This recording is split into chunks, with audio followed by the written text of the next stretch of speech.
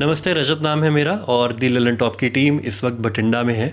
वैसे तो बठिंडा बहुत पॉलिटिकली चार्ज रहता है क्योंकि इसी डिस्ट्रिक्ट से लंबी सीट से बादल साहब यहाँ से चुनाव लड़ते रहे हैं। हरसिमरत कौर बादल यहाँ से सांसद हैं। लेकिन इस वक्त जिस वजह से मैं यहाँ बैठा हूँ वो शख्स मेरे साथ हैं। इनका नाम है दिनेश कुमार सिंह, डॉक्टर दिनेश कुमार सिंह, जो कि एम्स बठिंडा के डायरेक्टर हैं। तो क्योंकि कोरोना की सेकेंड वेव हाल ही में बीती है और ऐसा प्रिडिक्ट किया जा रहा है कि थर्ड वेव आने को है, और इसी बीच में जो ये गैप मिला है, प्रिपरेशन का गैप मिला है, इसमें एक और महामारी आ गई है जिसका नाम है ब्लैक फंगस। तो ब्लैक फंगस को लेकर क्या इंतज़ाम है, आने वाली थर्ड वेव को लेकर क्या इंतज़ाम है, और इसी के इर्द गिर्द पूरे राज्य के क्या हाल है, उसी पे हम बात करेंगे। अद्विक को ब्लड कैंसर है। उसके माँ बाप उसके इलाज कराने में असमर्थ हैं। इन्हें आपकी एक छोटी सी मदद की जरूरत है। डिस्क्रिप्शन में दिए हुए लिंक पर जाएं और अद्विक की उम्मीद बने।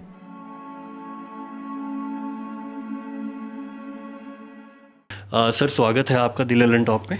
धन्यवाद।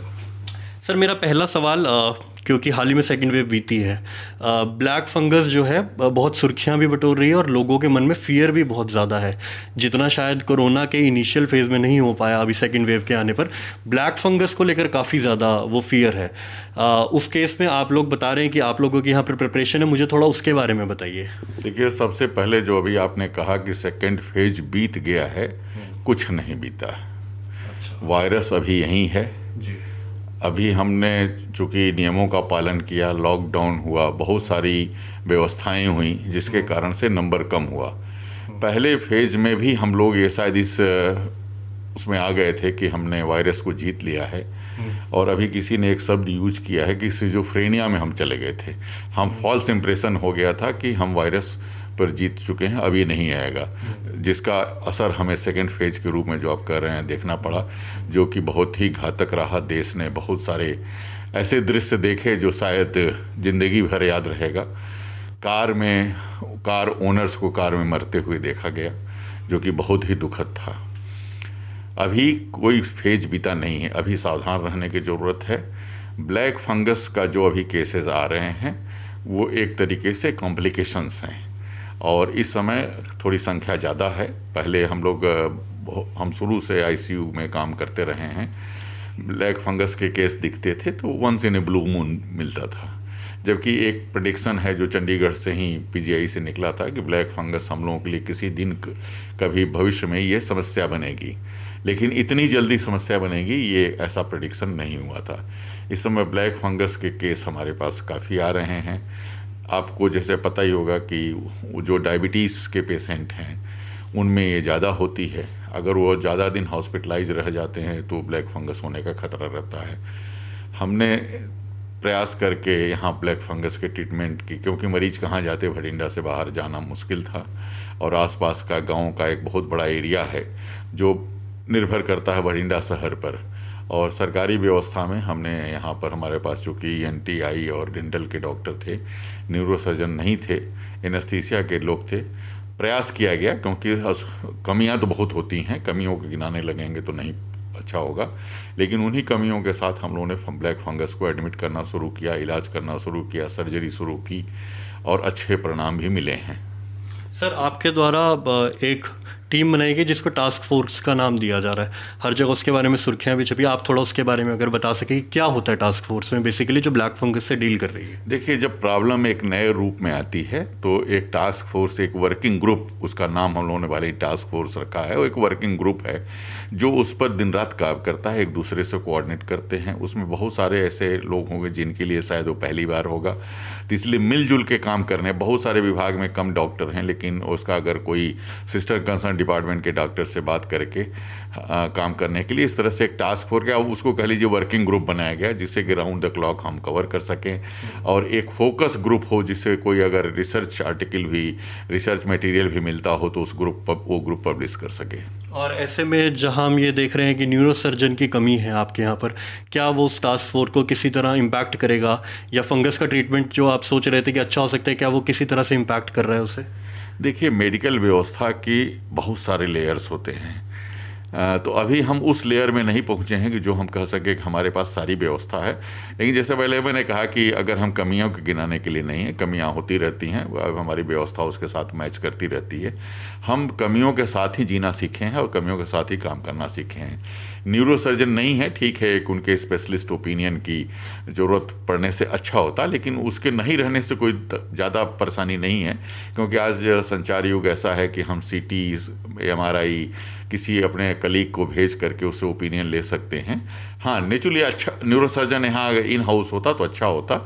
अभी हम रिक्रूटमेंट के प्रोसेस में है और जल्द ही हम रिक्रूट कर लेंगे।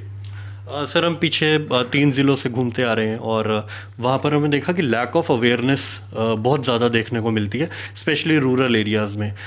तो ऐसे में हालांकि जो हमारी एज ग्रुप के और जो पढ़े लिखे लोग हैं वो समझ पा रहे हैं कि ब्लैक फंगस क्या है, लेकिन फिर भी अगर एक बार आप साफ शब्दों में लोगों को बता दें कि वो क्या है और उसके क्या सिम्टम्स हैं, और अगर वो सिम्टम्स कोई फेस करता है तो क्या उसका कोर्स ऑफ ट्रीटमेंट हो सकता है। देखिए, हम लोग ज़रूर कह रहे हैं कि रूरल एरिया के लोग अवेयर नहीं हैं, लेकिन आज ही जो टीवी पर न्यूज़ देखा गया है कि मुंबई और दिल्ली में लॉकडाउन खुला है और जिस तरीके से सड़कों पर भीड़ उमड़ आई है, तो हम तो कहेंगे कि सिर्फ गांव वाले ही अनअवेयर नहीं हैं, पढ़े लिखे भी जान करके अनअवेयर भर रहे हैं।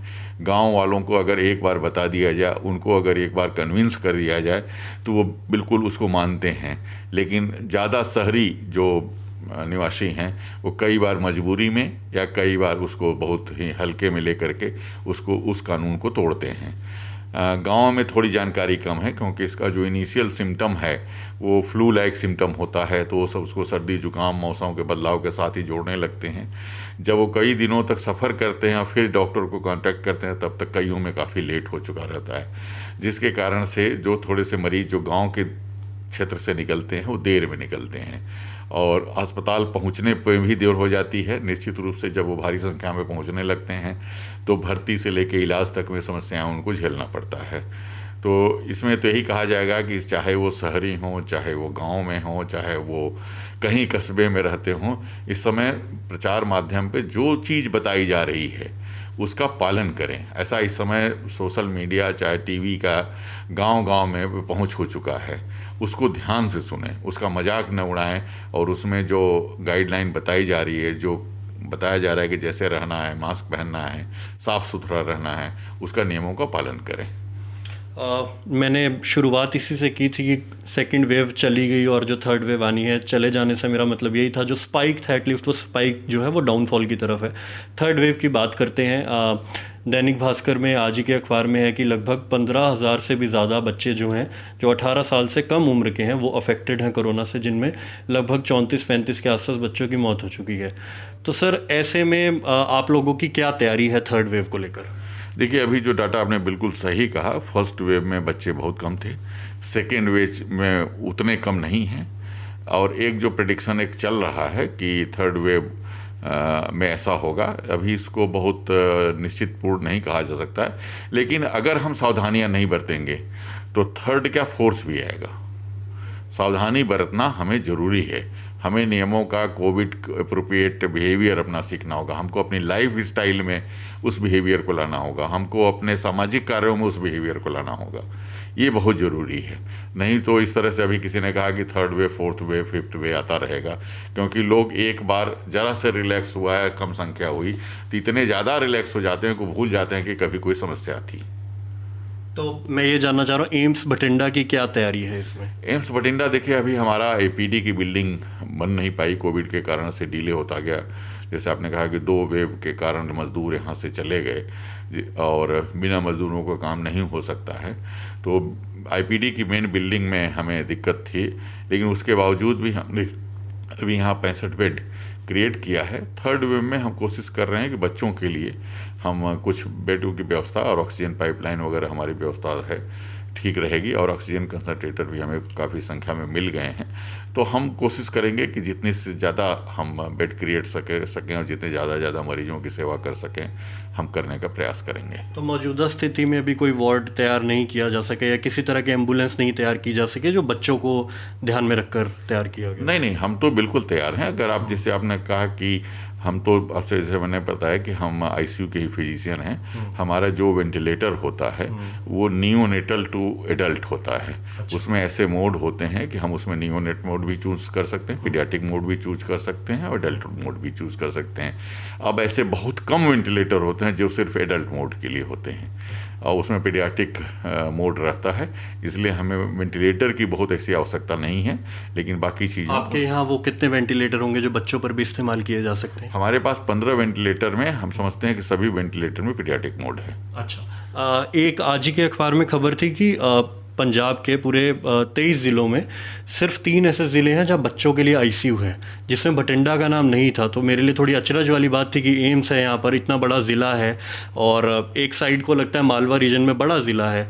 तो मेरे को उसके बारे में आपकी क्लैरिफिकेशन चाहिए कि क्या सच्चाई है। ये बात सही है कि एम्स अभी बन रहा है। यहाँ पर हमारे पास नीकू एंड पीकू, जिसको नियोनेटल आईसीयू और पीडियाट्रिक आईसीयू कहा जाता है, निश्चित रूप से अच्छा बनेगा। और राज्य में पहले भारत सरकार का एक प्रयास था, हम दूसरे स्टेट से आए हुए हैं, वहाँ एसएनसीयू एनएचएम के अंतर्गत सभी ज़िलों में पीडियाट्रिक आईसीयू बनाए गए थे। यहाँ पंजाब में क्या स्थिति है मैं बहुत डिटेल में नहीं बता पाऊँगा। ऐसा नहीं होना चाहिए कि केवल पंजाब में केवल 3 आईसीयू हों, पीडियाट्रिक आईसीयू। निश्चित रूप से इसकी संख्या ज़्यादा होगी। अच्छा, सर फर्टिलिटी रेट की बात हो रही है बार बार, और पंजाब की खासकर क्योंकि सबसे ज़्यादा पूरे देश में यहीं पर 2.6 दर से यहाँ पर मृत्यु हो रही है। आपको उसका रीज़न क्या लगता है मेन? देखिए, ये तो एक रिसर्च का विषय है। हाँ। बहुत सारी बातें हो रही हैं कि डीएनए सीक्वेंसिंग की जा रही है। बहुत सारा आज ही अखबारों में निकला है कि एक ऐसा ग्रुप है जिसमें डीएनए सीक्वेंसिंग किया गया और उनमें पाया गया कि उनमें कोई सिम्टम नहीं आता है। अभी जो बेसिक हम लोग कोरिलेट करते हैं कि पंजाब की लाइफ स्टाइल या उनका बॉडी वेट या डायबिटीज़ के पेशेंटों की, हाइपरटेंशन के पेशेंटों की संख्या थोड़ी सी पॉपुलेशन वाइज रेशियो ज़्यादा है, इसलिए शायद मोर्टेलिटी ज़्यादा हुई। जहाँ एम्स बठिंडा ने इतनी सारी सुर्खियाँ इसलिए बटोरी कि यहाँ का इंफ्रास्ट्रक्चर कैसा है, कैसी तैयारियाँ चल रही हैं, कैसा लोगों को इलाज दिया जा रहा है, इसी के बीच में एक खबर ये भी आई कि यहाँ पर कुछ अमाउंट ऑफ नर्सेज को सेंटर से भेजा गया और उसके बाद यहाँ से अलग अलग डिस्ट्रिक्ट्स में डिप्यूट किया गया। यहीं से कुछ नर्सेज को पटियाला भी भेजा गया और फिर सुर्खियाँ आती हैं कि उन नर्सेज को सही फैसिलिटीज़ नहीं दी गई, ना सोने की ना खाने की। और उसके बाद फिर कैबिनेट मिनिस्टर भी बोलते हैं कि उनको पीपीई किट पहननी नहीं आती थी। और उधर से भी पटियाला राजेंद्रा हॉस्पिटल से भी बोल दिया था कि सब सुविधा दी गई थी। इस पर आप डायरेक्टर होने के नाते आपका क्या कहना है? देखिए, मैं वहाँ पटियाला नहीं था। मैं सबसे पहले बात कहूँगा, असुविधाएं हमारे साथ जितनी भी हों, सबसे पहला काम हमारा सेवा का है। हमने नर्सों से भी बात की थी और हमने उनका इस कदम का भर्त्सना की थी। खाने और रहने की सुविधा हो सकती है, लेकिन वो कहीं नहीं कहता है कि आप मरीजों की सेवा नहीं करेंगे। सेवा करना चाहिए था। दूसरे, अभी जैसे आपको बताया कि हम लोगों ने एक ऑल इंडिया बेसिस एग्जामिनेशन से उनको सेलेक्ट किया था और वो 1 दिन 2 दिन पहले ही ज्वाइन किए थे। ज्वाइन करने के साथ साथ हमने जिलों में भेज दिया था। अभी भी हमारे यहाँ से जो करीब 50 स्टाफ नर्स हम वहाँ गए हुए हैं मोहाली, वो अच्छे से काम कर रहे हैं। हम वहाँ यहाँ पर पटियाला में जो गए थे वो शासन ने कहा था कि मेल नर्सेज चाहिए, तो हमने उनको सेग्रीगेट करके मेल नर्सेज भेजा था, जो थोड़ी सी ज़्यादा मतलब कह लीजिए बॉयज़ होने के कारण या ज़्यादा एग्रेसिव हो गए, जिसकी मैं कोई प्रशंसा नहीं करता हूँ, उसको मैं भर्त्सना करूँगा। लेकिन जब से वो आए हैं तब से हम उनका इंटेंस ट्रेनिंग करा रहे हैं और कुछ एक शायद सिलेक्शन की एक ऐसी प्रक्रिया है जिसके कारण केवल उनका रिटन टेस्ट लिया गया था। और बहुत सारे छोटे छोटे नर्सिंग होम या कह लीजिए अस्पताल जो नर्सिंग कॉलेज खोल के हैं जहाँ पर सही ट्रेनिंग उनकी नहीं हुई है, केवल एग्ज़ाम पास करके वो आए हैं। तो अभी आज ही मैंने आपने अच्छा समय पर बताया, आज ही मैंने यहाँ पर नर्सिंग का ट्रेनिंग शुरू किया है, जिसमें एक यूएस में मोटवानी फाउंडेशन है जो इंडियन हैं और उस वहाँ एक डॉक्टर हैं जो बठिंडा के ही रहने वाले हैं। उनके सहयोग से इन 200 नर्सों का मैंने बिल्कुल इंटेंस ट्रेनिंग प्रोग्राम शुरू किया है। अभी एक हम प्रक्रिया में हैं, आपको जान के खुशी होगी कि आपने पढ़ा होगा कि बहुत सारे ज़िलों में वेंटिलेटर पड़े हैं लेकिन उसको चलाने वाला कोई नहीं है। ये बात पूरे देश के लिए सत्य है और ये बात पूरी दुनिया से ही सबसे पहले उठी थी। ट्रिब्यून ने खबर लगाई कि 72 लगभग वेंटिलेटर जो सेंटर से चल नहीं रहे। ये बात पूरी दुनिया के लिए भी सत्य है। उसको देखते हुए पंजाब स्किल डेवलपमेंट के सहयोग से और भारत सरकार स्किल डेवलपमेंट के तहत के सहयोग से हम बहुत जल्द ही रेस्पिरेटरी थेरापिस्ट का कोर्स शुरू करने जा रहे हैं, जिसमें पंजाब सरकार के द्वारा सेलेक्ट किए हुए 30 से 50 नर्सिंग स्टाफ को हम 3 महीने की बिल्कुल एकदम पावर पैक ट्रेनिंग, जो कि रेस्पिरेटरी थेरेपिस्ट की ट्रेनिंग देंगे, और उम्मीद है कि इस ट्रेनिंग के बाद वो एक अच्छे सहयोगी के रूप में आईसीयू में काम कर पाएंगे। जो अभी दिक्कत हुई कि उनको असेंबल नहीं करना आता, उनको लगाना नहीं आता, उनको ऑक्सीजन थेरेपी देनी नहीं आती, हम कोशिश करेंगे कि इसको दूर किया जाए। और ये बहुत ही कह लीजिए कि इस काम का होगा कि अगर ये अच्छा अनुभव हुआ हम लोगों का तो ये पूरे देश के लिए बहुत सहायक होगा। आज ही मैंने फिर उसी संस्था से, जीयूएस की संस्था है, उनसे भी बात किया। उन्होंने भी हमें बताया कि उनके यहाँ भी जब ये पेंडेमिक आया तो ये प्रॉब्लम, समस्याएं आई थी कि वेंटिलेटर रनिंग में मिनट टू मिनट देखना पड़ता है, तो वहाँ भी समस्याएं आई थी। तो उम्मीद है कि हम इस ट्रेनिंग कोर्स के थ्रू कुछ दिनों में समस्याओं पर काफ़ी काम कर चुके होंगे। सर, मेरा आखिरी सवाल है आपसे। बताया गया कि 350 नर्स जो थे वो सेंटर से यहाँ पर आए, और अभी जैसा आपने भी बताया हमें भी यही पता चला कि सिर्फ मोहाली है जहाँ पर 50 नर्सेज को एडजस्ट किया जा सका। बाकियों को, जिनको अमृतसर भेजा, पटियाला भेजा या और भी ज़िलों में भेजा, वहाँ से सब नर्स वापस आ गए क्योंकि वहाँ पर सुविधाओं का अभाव था। इस पर आपका क्या कहना है कि वो जो एक तरफ तो हम ये बात कर रहे हैं कि वर्क फोर्स जो है वो बहुत कम है, मतलब हमारे पास इक्विपमेंट भी, लोग कम है जो लोगों की तरफ ध्यान दे सकें, और ऐसे में नर्सेज आते हैं और उनकी कदर नहीं पड़ पा रही। इस पे आपका क्या कहना है? देखिए, कदर तो काम से होती है। कदर के हम इस समय नहीं कहेंगे कि हमारा कदर जो है हमारे कमरे और हमारे खाने की क्वालिटी से होता है। मोहाली में काम कर रहे हैं, हमारे यहाँ भटिंडा सिविल हॉस्पिटल में मैंने 25 स्टाफ नर्स दिए हुए हैं जो यहाँ से काम कर रहे हैं, और वहाँ उनका कोई कंप्लेन नहीं, क्योंकि वो अपने जगह पर रहते हुए भी ड्यूटी कर रहे हैं। और बाकी जो लोग भी आए हैं उनको मैं इसी रूप में, जो ट्रेनिंग का पार्ट है जिसको मैं उनको अच्छे से सिखाने की कोशिश कर रहा हूँ कि हम सेवा भाव के लिए आए हैं। हम यहाँ सिर्फ अगर थोड़ी सी असुविधा हो, अगर हम मान लें कि उस सुविधा में रहते भी, तो जो एक 10 दिन का निहायत ज़रूरी समय आया था जिस समय सबसे ज़्यादा उनकी ज़रूरत थी, उसमें वो काम नहीं आ सके, ये दुख का विषय है। आपकी बात वैसे तो वाजिब है, सही है, लेकिन उनकी बात भी ठीक लगती है कि जो 4 नर्स हैं वो एक कमरे में बंद सेम बेड लगाकर कैसे सो सकते हैं जब उनका एक्सपोजर ऑलरेडी इतना ज़्यादा है। एटलीस्ट उनको वो स्पेस तो चाहिए। जब इतने पूरे दिन यहाँ पर काम कर रहे हैं तो एटलीस्ट उनको खाना तो प्रॉपर चाहिए। मतलब उनकी डिमांड भी ऐसी तो नहीं थी कि जो मानी ना जा सके एडमिनिस्ट्रेशन के द्वारा। देखिए, खाना प्रॉपर एक मानसिक बात है।